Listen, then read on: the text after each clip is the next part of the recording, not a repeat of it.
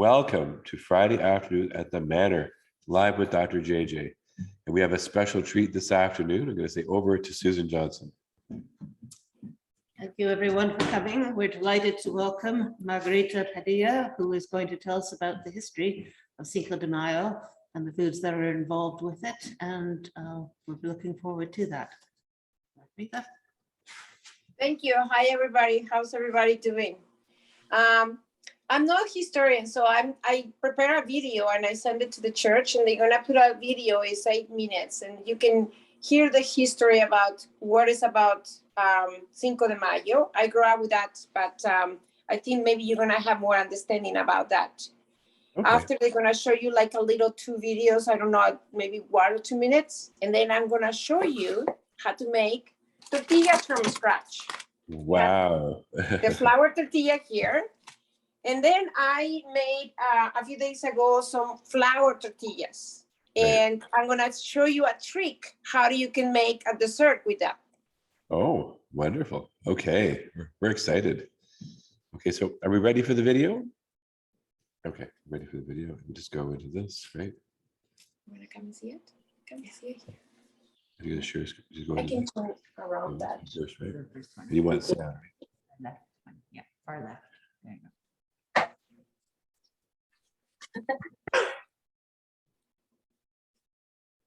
Oh, what's that other one? This one? That's the parade in Mexico. The first video that I sent you is the history one. Okay, well, we won't do that one. Okay. How do you get back to stop sharing? Good. Okay. This one? It shows a map, the first video.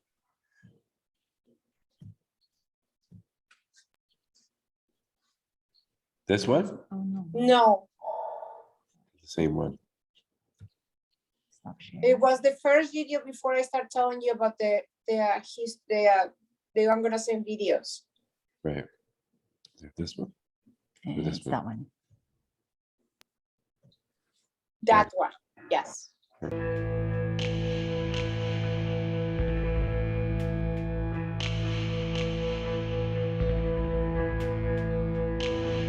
In 1862, French Emperor Napoleon III invaded Mexico, allegedly to collect debt owed by the Mexican government, but in reality, his goal was to instate Maximilian II as his puppet monarch of Mexico. One of the leading generals of the French forces was Charles de Lorenzo, a 48-year-old veteran general who had a track record of successful service in Algeria and against the Russians in the Crimean War, where he earned his rank at the Battle of Malakoff.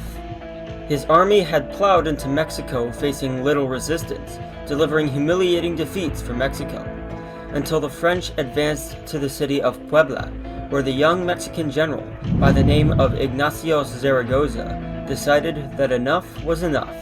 Despite being only 33 years of age, Ignacio Zaragoza was no stranger to battle. He had previously commanded for the Liberal Army during the Mexican Reform War, and played a major role in the victory at the Battle of Calpulalpan just 2 years earlier. Both generals had achievement under their belts, but de Lorenzo would bring the upper hand. His army outnumbered Zaragoza by up to 3 times as many men. And on top of that, he was French. The French army was considered to be among the best in the world. It had a fierce reputation left over from the Napoleonic era, with professionalism and cutting-edge technology for the time. The Mexican army, on the other hand, was considered to be a ragtag force, with the bare minimum of training and equipment, with a bad reputation from losing the Mexican-American War. However, Zaragoza was about to prove otherwise.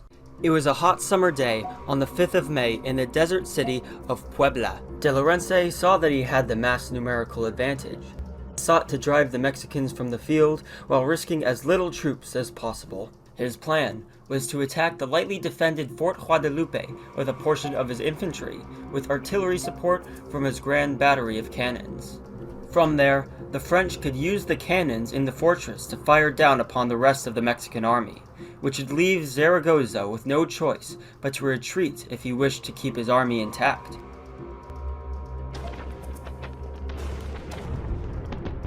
The first attack began at noon, starting with a heavy cannonade from French artillery. Little did the French notice, however, most of their shells were bouncing off the hillside, thus causing only superficial damage.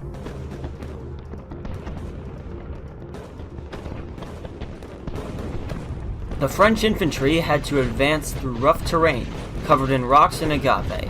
Their ranks were being torn apart by Mexican artillery fire from both forts at close range. Their attack on Fort Guadalupe was easily repulsed by determined Mexicans, who inflicted heavy casualties. De Lorenzo failed to deliver the decisive blow he planned for, costing him time and men. He needed a new plan to win fast. In his second attempt, Lorenzo decided to launch an assault on the Mexican right flank, in order to pin them down as a diversion. While the diversion was in place, the infantry on the French left led an attack on the fortress once more. This attack was more successful. The French managed to raise their flag over the fortress amidst heavy fighting, but the Mexican colors were still flying after the French were driven out again at bayonet point.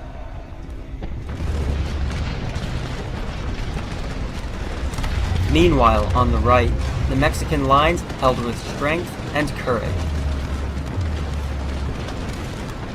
and pushed back the French as well.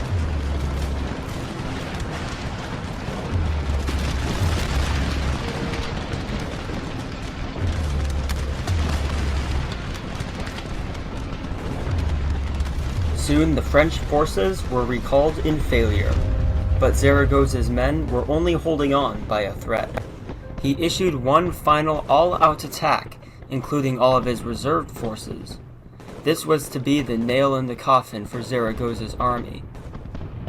It was discovered at this time that the French cannons had run completely out of ammunition, and so the final French wave was sent in without any artillery support.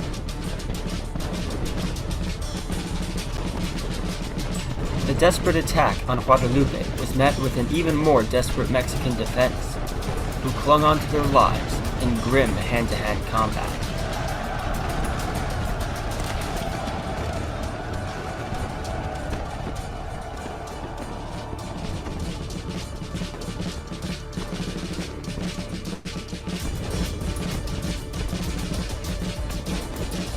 Meanwhile, on the right, the French and Mexican soldiers exchanged volleys until the entire attacking force began to fall back in disarray.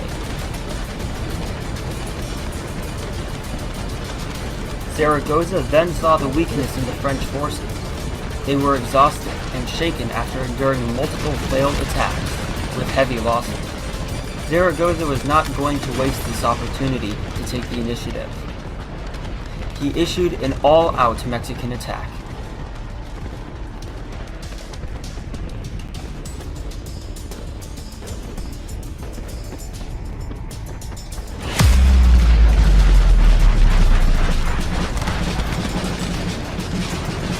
A ferocious line battle developed on the Mexican right flank.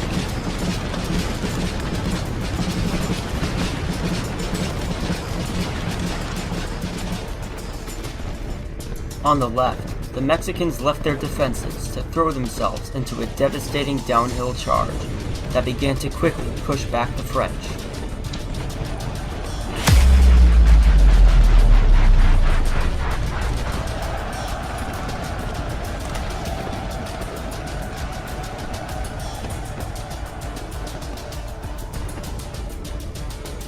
Zaragoza then decided to seal De Lorenzo's fate with a deadly cavalry charge ordered on both flanks.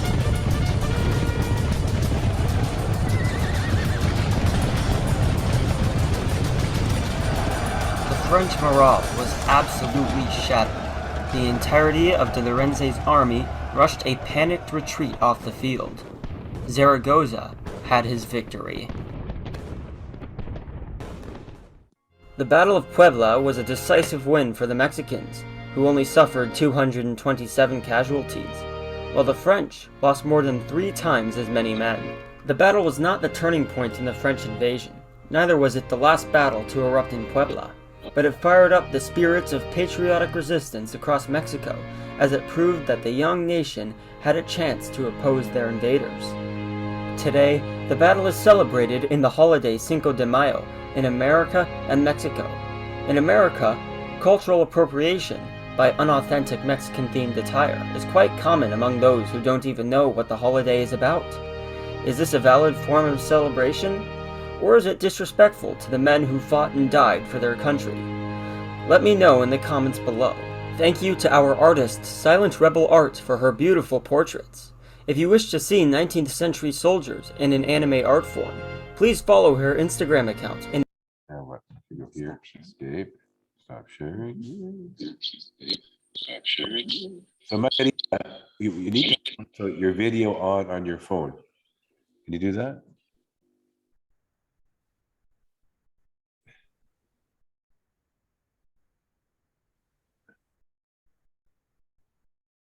Can you hear me? Hello, hello? Your video has to be on. Can you turn on your video?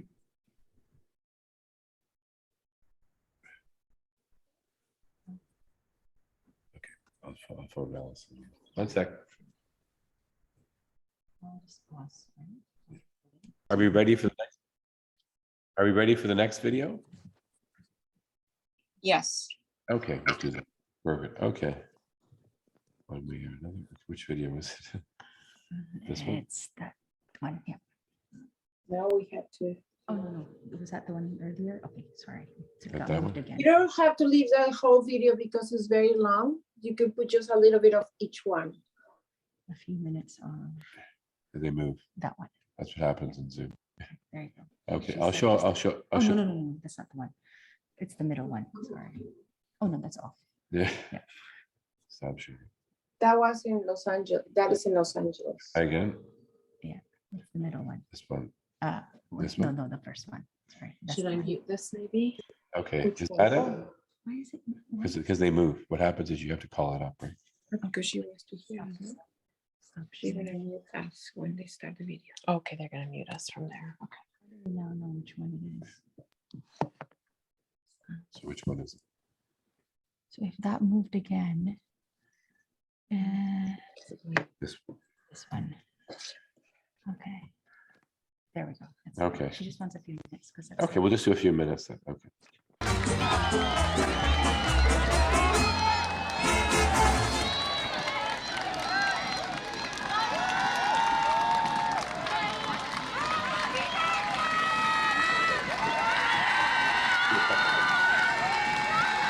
That one is in Puebla, in the city of Puebla.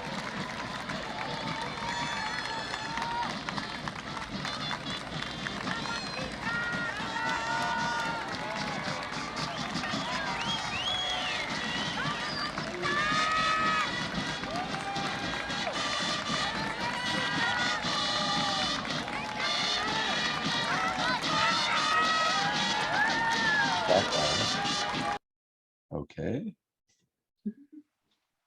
And the last one. Okay, and do you want to comment to that, Margarita?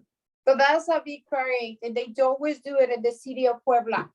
Puebla is not too far from Mexico City. It's you see the map, Mexico City is right in the center of the country, and you look on the south east of Mexico is going to Veracruz. Right in the middle is Puebla. Puebla is one of the most beautiful cities in the country, and I've been there. I really like it, and the people really celebrate their battle they have. The battle doesn't stop there. They win the first battle, but they lost the second one.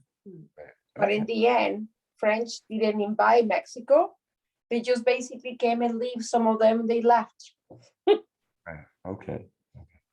Oh, so are we ready? Are we ready for the third video? The third video is about how immigrants in the United States really celebrate Cinco de Mayo. US This Mexico. one. That's it. And it's only 30. My slower. Stop. Okay.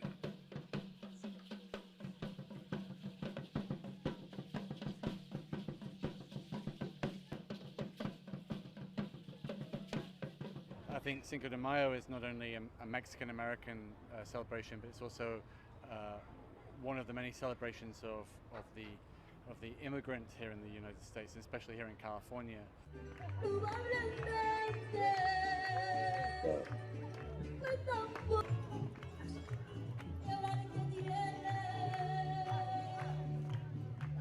Es importante celebrar el 5 de mayo, pero especialmente este año porque con todo el clima que hay político es muy importante que todos sepan que la cultura mexicana es más de lo que dicen, ¿verdad? Dicen que son narcos y cosas así, pero no, es muy bonito.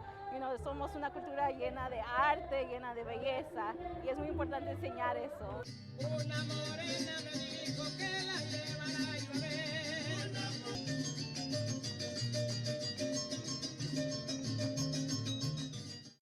Okay. Okay, stop that. Okay, back to Margarita. Over to you. Okay, great. Thank you. So one of the traditional dishes in Mexico is always everybody I think knows, is tacos. But tacos is not just the only thing that we make. To start tacos, we have to make tortillas. So I'm making tortillas today. And the traditional tortillas in Mexico are made with a mixed tamal, which you get the corn, you get the limestone, you put it in water, and limestone boils the water, and it makes the corn basically being cooked in that.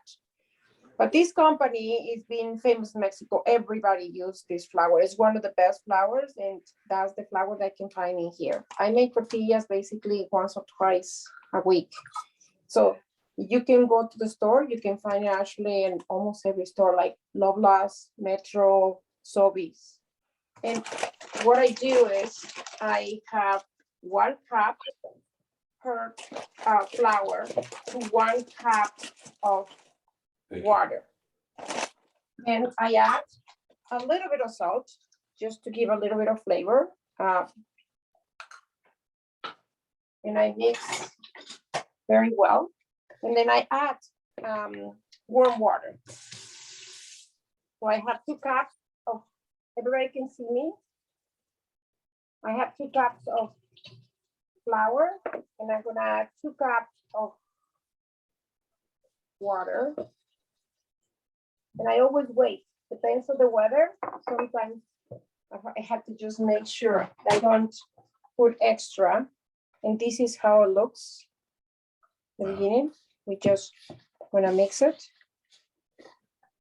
with a spoon first. And I can see it's almost there. It is not 100%, but it's almost there. So now I need to feel it. So I normally put my hands inside here. I'm gonna turn the stove because I'm gonna make the tortillas in front of you so you see how they are made. And the pans has to be hot. Sorry.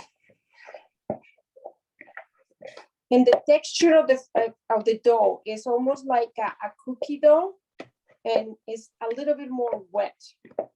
And it's not as sticky because basically it's a gluten-free flour. And here, my counter is clean. I'm gonna clean it up again.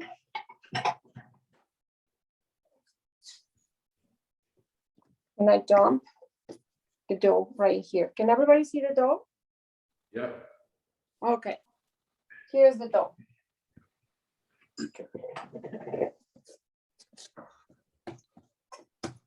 See the texture? It's really nice.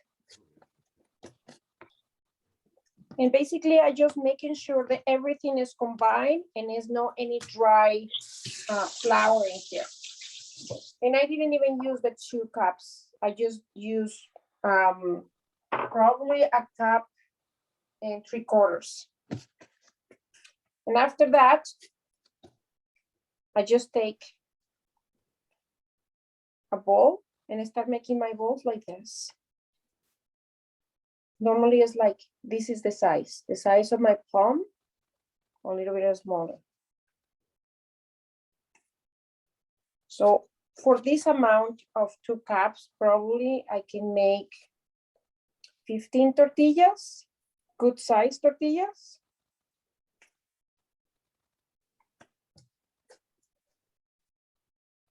And guess who is gonna enjoy that tortillas today? Allison, she need to come this side. They can't see you there.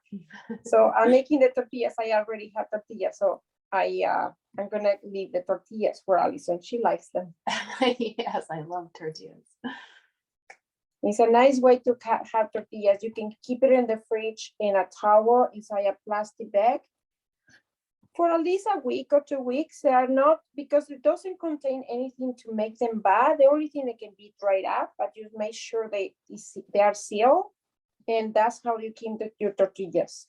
You can cut them in slices and fry them, and basically can be chips. You can use it as a taco, so you can use it as a side bread. I normally put back all the pieces of the dough, and I put a towel on top so they don't dry too much. So I normally keep it like close like that. And then I'm gonna clean up in here. And I'm gonna show you my press. And this is how easy you can make the tortillas. I have just basically a piece of Ziploc bag. I cut it and I put in the center one of the bowls. Normally I keep my hands wet and grind them not too much. So the texture of the dough is dry. They dry really fast. Just press once. And voila, the tortilla is made. Look at this. Nice and easy. Oh, everybody, when I teach them how to make tortillas, I used to teach at Loblaws, upstairs at Loblaws cooking stove. And they said, yes, it's easy when you make it all, it looks so easy. I put it in the pan, just like that. No oil, nothing on it. Just a very hot pan. Well, regular side, like not too hot because they can burn easy. And what I have in here, when I show you, this one over here, they call it comal. Can you see it? This one is a comal. That's the name of the kind of pan that we use in Mexico. And I just keep going. People always ask me how long I leave it in here. Well, normally when I see and the edge of the tortilla is getting kind of like flipping a little bit up, that means it's ready to flip it over. And when you flip it over, you see like it's a little bit of cooked, not 100% cooked, but it is part of the cooking in one side. Here's the second one. And then I transfer this one to the next one. So I can put this one in here. In the meantime, I can keep going and making more tortillas.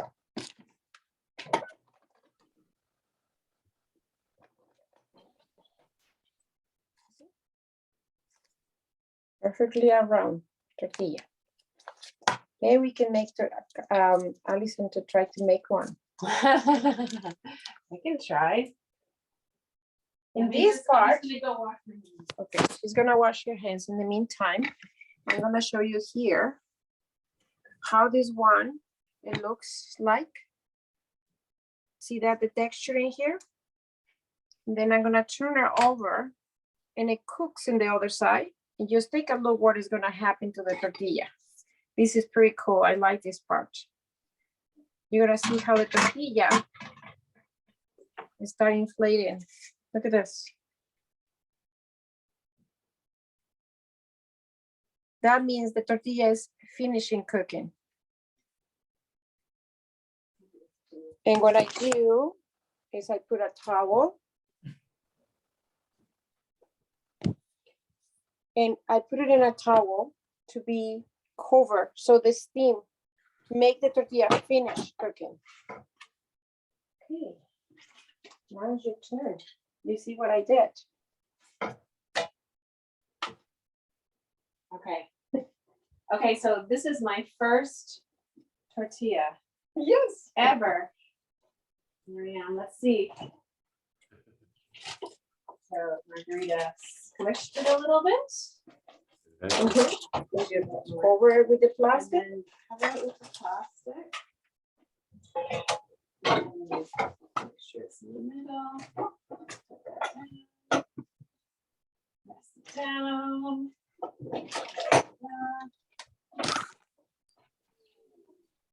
How's your tortilla? Around. That's it. It's Very done. good. So do it one more time. I saw you did it twice. Sometimes. Sometimes I do it twice when it's not like big enough, Okay. but yeah, that's how good. Open up. So that's okay. This is the I'm good going thing to about this. repair. Yeah, you can repair this one. Okay. And it just goes slowly. All right. And sometimes it happens when it's a little thinner. I squished it too much.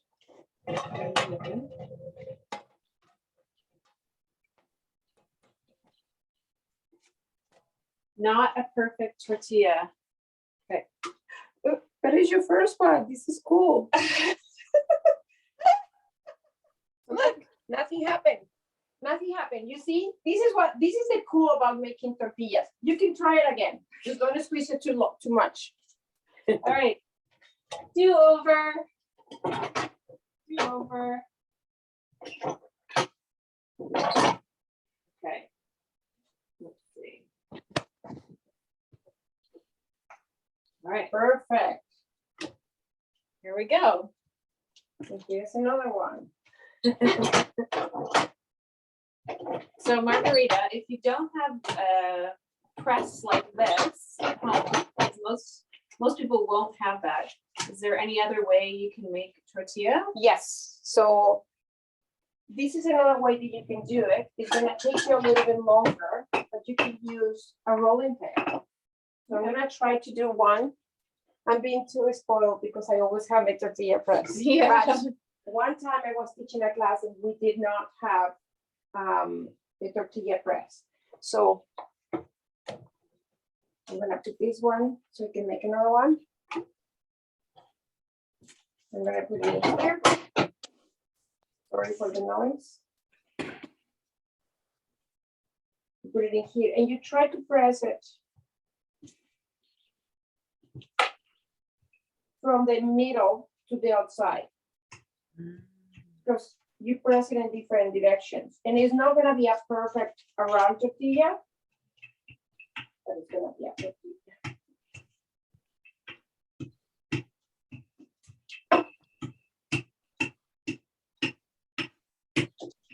And that's it. You can make a tortilla with a rolling pin and you don't have a press. The only thing is it's not perfect. But if you really, really like to be perfect, you can take a bowl. You can make it a little bit bigger and you can cut it. I think I have one small. It can be cut it.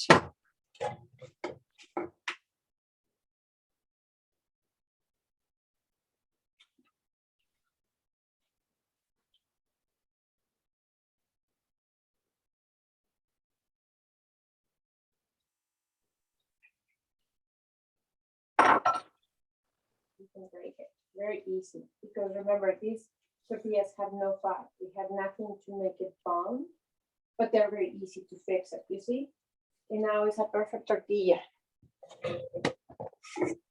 And now you can put this one in the pan. Wow, beautiful. Cool, huh? This is really nice. It's really fascinating to make tortillas. And I keep going. I can make more and keep making tortillas all day. My kids ask for tortillas almost every day.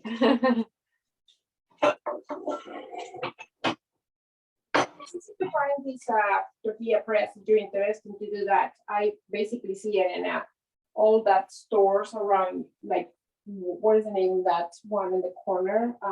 Pepper Mill? Oh yeah, Pepper Mills. I think I see the Pepper Mill. It's at Manor Road and Young Street on the southwest corner. It's another one, but I don't know the name of that store, but it's north of Eglinton on Young Street on the west side. It's about what, like 5 blocks, something like that. Oh, yeah, south of Lawrence, north of Edmonton. Yes. Yeah. And that's what I bought my tortilla press, because I have another one. And one time when I moved, I think I lost it. I didn't find it. So I went and bought another one. When you leave it too long in the pan, sometimes they don't inflate. But but normally they do. And they recommend you, when you put the tortilla down, you do it like this. It's easy to not break it. And keep your hands moister. Not completely wet, just moist. So I'm gonna stop here and I'm gonna show you now a dessert. I don't know how we are doing with time, but I have one trick they're gonna show everybody. So in Mexico, the other traditional food is buñuelos. Buñuelos are fried bread, basically. And they normally do it as a street food. So you go in the streets and a woman has like a pan like this one, but imagine a big wok with a fire, like open fire, and I put the wok inside. They have a lot of oil, and they make the tortillas, the flour tortillas by hand, and they call it buñuelos. And they have this beautiful syrup they make. Traditional syrup from Mexico is made with cane sugar and vanilla. It is really good. The other thing is, not always you can find them. Sometimes it's really difficult to find them. So my mom, I remember we were kids and we wanted to have a dessert. She either makes or buy flour tortillas, like traditional Mexican flour tortillas, and she cut them in little triangles like this in wedges. You can find tortillas anywhere now. Like flour tortillas, it's easy to find them. I see them in Loblaws. I see them in Kensington Market is a good place to go. Kensington Market is a few stores that they sell a lot of Mexican products. A lot of them, they are not just from Mexico. They are from El Salvador or Guatemala. But they sell a lot of Mexican products. What I'm gonna do here, I'm gonna put oil. And then you're gonna put sugar with cinnamon. You know where I'm going? Frying things. Yes. Who doesn't like frying things? They're just amazing, delicious. So is there is there a brand of flour tortillas that you recommend? Like if you did President's Choice brand flour tortillas, are they any good or? Yeah, President Choice tortillas, one of the good things about President Choice tortillas is because they are not too thick. So when you find tortillas, you better find the ones that are not too thick. I'm gonna turn off this one and I'm just gonna leave this pan on. You're gonna see, I didn't put too much oil because I'm not gonna make that many, but I'm gonna show you how it looks so different when you make them. You wanna hold the phone so you can show them? Okay. So hopefully we weren't people. I'm gonna use this bowl. This is just a little bit of corn. And I'm gonna add a little bit of sugar in here. Making too much noise today. Just a little bit of sugar. So you have your sugar. It's a little bit of lumpy. And I'm gonna add some cinnamon. I always have my treasure trove. Oh yes, I have my cinnamon in here. I just add a little bit of cinnamon. To make sugary things. Just sugar, you know, cinnamon and sugar. I'm gonna put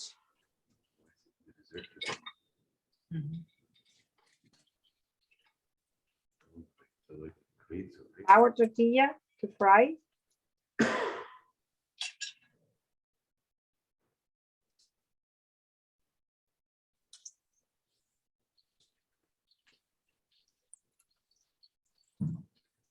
The reason that my mom didn't like that is because it's exactly the same kind of like the dough that you use to make flour tortillas of the dough they use to make the buñuelos. But before you cook them on a pan, they just put it in directly to the oil. So that's the only difference. They don't cook it on a pan, they put it in an oil. And they make it a crispy with a nice, you know, brownie, like this, brown size. And when you go to celebrations like Cinco de Mayo, it is very common that you see women or people selling street food. And the street food can be made like tacos. And the filling of the tacos can be pork with different sauce. See, this is the color that we're looking for. I'm just gonna take them out.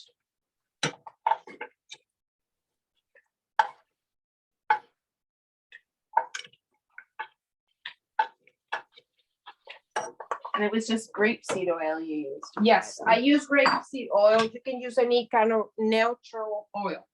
It doesn't overpower the flavor of this because it's a dessert. So I'm just gonna put it in a paper towel to absorb some of the oil. And you can make as many. What do you think about the smell? Smells delicious. It smells like a Mexican Fried dough. donuts. Yes. And then you're gonna take them and you're gonna put them in sugar and cinnamon. And we have a tested person. Yay. It's hot, careful, okay. And they're crispy. Delicious. They're good. They actually reminds me of Mexico. I wanna go to Mexico soon. Yeah. I don't know, you used to do questions. The people want to participate and ask me something. Hello. So Margarita, Yes, you made sweet ones and savory. So with the sweet ones, you put cinnamon and sugar? yes. Okay, well, that's interesting. So this can be made with anything savory, the Right. tortillas, the flour tortillas. You can add, you know, cheese and you can have quesadillas. So quesadilla means tortilla and queso, quesadillas. That's Okay. the name. Queso is what? Queso is cheese. Right, okay. Oh, queso cheese, okay, that's why they're called quesadillas. Okay, very good. Yes. Oh, So good. people were asking, what is quesadilla? What does that mean? Queso and tortilla, quesadilla, Quesadilla, okay. cheese and tortilla. That And makes, this, like one thing that my mom remembered, like she's not gonna go downtown, or she didn't want to bring us to the big celebrations because there was a lot of people. So you want buñuelos, that's what you want. She made buñuelos at home.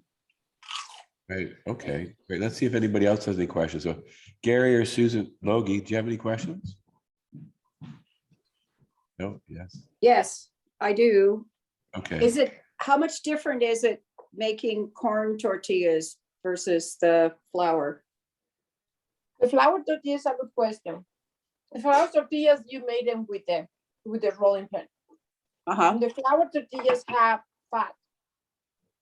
So the flour tortilla is flour, is all-purpose flour. It's a little bit of salt. It's a little bit of baking soda, baking powder. And you add your fat. The fat can be 3 different ones. The traditional one is lard.